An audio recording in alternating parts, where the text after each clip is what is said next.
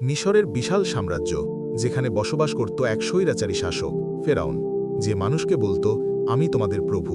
তার ক্ষমতা ছিল অসীম, কিন্তু তার হৃদয় ছিল অন্ধকারে ভরা। সেই প্রাসাদেই ছিলেন এক নারী, আসিয়া রাদিয়াল্লাহ, নরম হৃদয়ের, স্নেহময়ী, সত্যের সন্ধানী, যে নারী পরবর্তীতে পৃথিবীর সকল ইমানদার নারীর জন্য হয়ে উঠবেন অনুপ্রেরণা। ফেরাউন যখন ইসরায়েলি বংশের ছেলে শিশুদের হত্যা করতে লাগল, তখন আল্লাহর নির্দেশে মুসা আলাইহিসসালামকে নদীতে ভাসিয়ে দেওয়া হলো।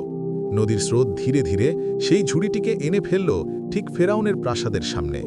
প্রাসাদের কর্মচারীরা বাচ্চাটিকে তুলে নিয়ে গেল আসিয়া রাদিয়াল্লাহের কাছে। তিনি শিশুটিকে দেখে এমনভাবে মুগ্ধ হলেন যেন দীর্ঘদিনের হারানো সন্তান ফিরে এসেছে। তিনি বললেন, এ শিশুটি আমাদের জন্য শান্তির কারণ হবে। এভাবেই মুসা আলাইহিসসালাম বড় হতে থাকলেন সেই প্রাসাদে। সময় কেটে গেল, মুসা আলাইহিসসালাম আল্লাহর পক্ষ থেকে নবুয়াত পেলেন এবং সত্য বার্তা নিয়ে ফিরে এলেন ফেরাউনের কাছে। কিন্তু অহংকারী ফেরাউন সত্য অস্বীকার করল।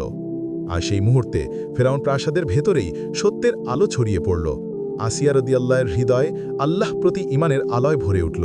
তিনি বুঝলেন মুসা আলাইহিসসালাম সত্য আর আল্লাহ একমাত্র রব। কিন্তু ফেরাউন যখন জানতে পারল যে তার স্ত্রী সত্যের পথে চলে গেছে, সে পাগলের মতো রাগে ফেটে পড়ল। তার অহংকারে লেগেছিল আঘাত। সে নিজের স্ত্রীকে বলল, তুমি কি আমাকে ছেড়ে অন্য প্রভুকে মানো? আসিয়া রাদিয়াল্লাহ দৃঢ়ভাবে বললেন, হ্যাঁ, আমি আল্লাহকে মানি। এই এক বাক্য বদলে দিল সবকিছু। ফেরাউন তাকে ভয়াবহ নির্যাতন শুরু করল। চরম রোদের নিচে তাকে বেঁধে রাখা হলো, হাত পা চারদিকে টেনে বাঁধা হলো, তার শরীরকে কষ্ট দেয়া হলো নানানভাবে।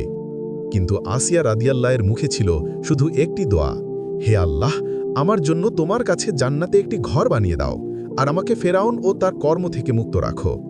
নির্যাতনের সেই কঠিন মুহূর্তেই আল্লাহ তাকে জান্নাতের ঘর দেখিয়ে দিলেন। শান্তি নেমে এলো তার চেহারায়।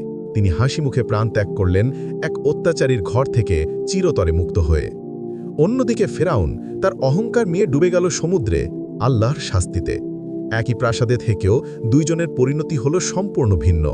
একজন অত্যাচারী, ধ্বংসের প্রতীক, আরেকজন ইমানদার নারী, জান্নাতের বাসিন্দা।